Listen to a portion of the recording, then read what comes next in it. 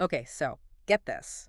This week, we are diving into some seriously mind-blowing AI advancements. It's incredible how fast things are moving. Right. I mean, self-driving taxis, robots that can mix I cocktails. know. It's like science fiction is becoming reality right before our eyes. Exactly. And you sent me some really fascinating articles and videos this time.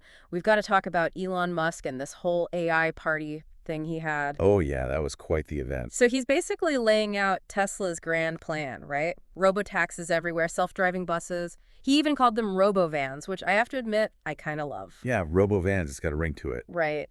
What really stood out to you from Tesla's announcements? Well, Musk always goes big, but this time it feels different. It's not just about the technology itself, it's about the scale and the speed he's aiming for. Right. He's talking about robo-taxis being as affordable as a regular car in just a couple of years. That's insane. Yeah, 2026 is the target. If Tesla can actually deliver on that, it's a complete game changer. We're not just talking about early adopters anymore. It would be everyone hopping into autonomous vehicles. Imagine that. Cities designed around shared self-driving cars, no more traffic jams, parking lots turned into parks. It's a whole new world of possibilities. It's mind-blowing when you really think about it. And a $30,000 robo-taxi, that's less than a lot of new cars cost today. Exactly, and think about the implications for accessibility. People with disabilities, the elderly, anyone who can't drive for whatever reason. Suddenly they have a level of freedom and independence we haven't seen before. That's a really important point. It's not just about convenience, it's about creating a more inclusive world. Exactly. Though, of course, we have to acknowledge the potential downsides. Like, what happens to all the professional drivers? Taxi drivers, truck drivers, even delivery drivers. Their jobs are on the line. You're right, it's a huge concern. Mm-hmm. And it's not something we can just brush aside. We need to have serious conversations about how we manage this transition, how we support those who might be displaced by this technology. Absolutely. But hey, before we get too serious, can we go back to those robo-vans for a second? That just sounds so futuristic. I know, right?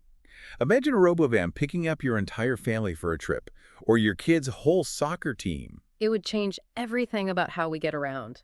And it's not just about personal transportation either. Right. Think about logistics, shipping, deliveries. Mm-hmm. Everything we rely on trucks for could be It's revolutionized. exciting and a little bit scary all at the same time. And then there are those Optimus robots. They were showing them off, doing all sorts of things like watering plants, serving drinks. They even had them dancing. It was kind of adorable, actually. It was. But it's also a little unnerving, right? Seeing these humanoid robots learning to do everyday tasks. Did anything about Optimus stand out to you? Honestly, it's the speed of progress that's most impressive. It wasn't that long ago that we were amazed by robots that could barely walk in a straight line. Hmm. And now they're navigating complex environments, grasping objects, even interacting with humans. It's like every day there's a new breakthrough. And it makes you wonder, where does it all go from here? I don't think anyone knows for sure, but it's definitely going to be interesting to watch it unfold. Speaking of breakthroughs, can we talk about AI video generation for a second? Because this stuff is blowing my mind. It's incredible, right? AI can make realistic videos from text prompts now, like complete with sound effects, music, the works. I know. It's like having a Hollywood studio at your fingertips. Right. And we've got companies like Meta jumping into the game with Movie Gen. They're even letting you put your own face into the videos. Yeah, the technology is advancing so quickly. It's a little creepy, but mostly just super cool. And then there's Pyramid Flow. Right. Pyramid Flow is interesting because it's open source. Okay, so what does open source actually mean for people like me who don't speak code? Well, basically, it means anyone can access the code, use it, modify it, build on it. It's about democratizing the technology. So instead of just big companies controlling everything. Exactly. Independent filmmakers, educators, artists, even everyday people can get in on the action and start experimenting with AI video generation. Okay, see, that's the part that gets me really excited. It's like this whole new world of creativity opening up. Although I do have to wonder, with all this talk about deepfakes, are there downsides to this technology? Absolutely. It's important to be aware of the potential for misuse. As AI video generation becomes more sophisticated and easier to use, there's always a risk that it could be used to create misleading or harmful content. Like that old saying, any sufficiently advanced technology is indistinguishable from magic. And like magic, it can be used for good or for ill. Precisely. So it's a constant balancing act, embracing the incredible potential while also putting safeguards in place to prevent harm. It's like we're walking this tightrope between innovation and responsibility.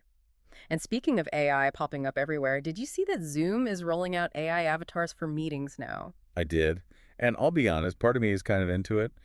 Imagine you could send your AI avatar to a meeting while you're catching a few extra minutes of sleep or, I don't know, doing some actual work. Okay, I have to admit that is tempting, but it does make you wonder, are we headed towards a future where we're all just interacting with each other's digital representations?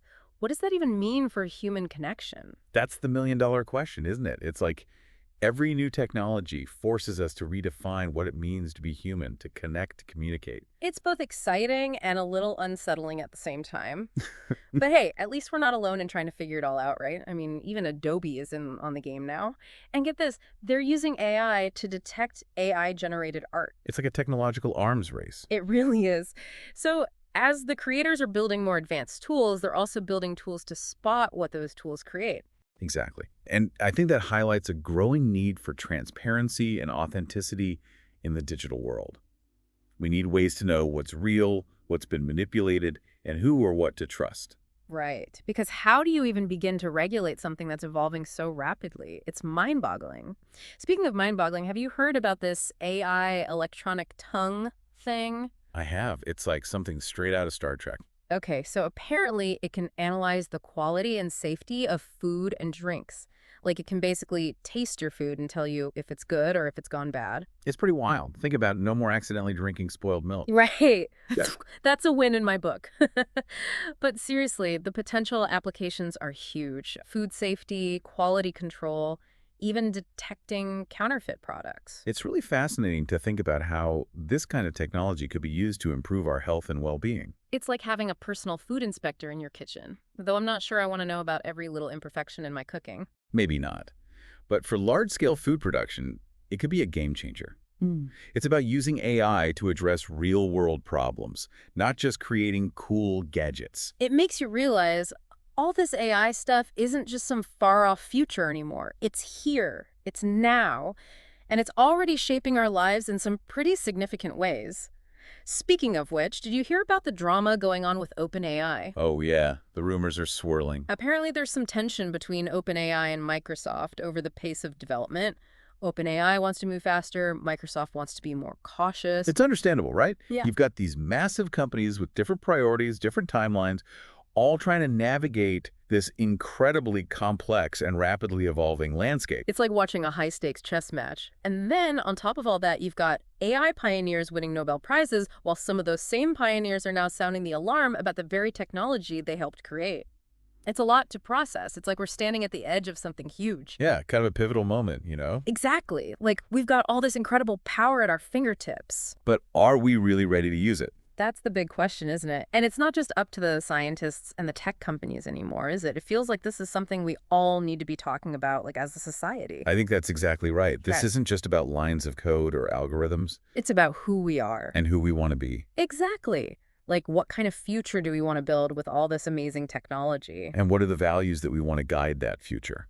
It's a lot of responsibility. It is, but it's also an incredible opportunity. Yeah, it really is. Okay, so after this deep dive, after everything we've talked about, what's one thing you'd want our listener to really take away from all of this? Like, if they could only remember one thing, what would it be? That's a tough one. I guess I would say, don't be afraid to learn. Don't be afraid to learn. Yeah. Don't shy away from this stuff just because it seems complicated or even scary. The more we understand about AI, the better equipped we'll be to shape how it develops, how it's used. And who knows, maybe we'll even be inspired to contribute our own ideas, our own perspectives to this whole incredible journey. I love that. Don't be afraid to learn. Embrace the future. That's something we can all get behind. Well, this has been an incredible deep dive, and I'm going to be thinking about these ideas for a long time. Thanks for joining me. It's been a pleasure. Remember, the future is not predetermined. It's up to all of us to create it.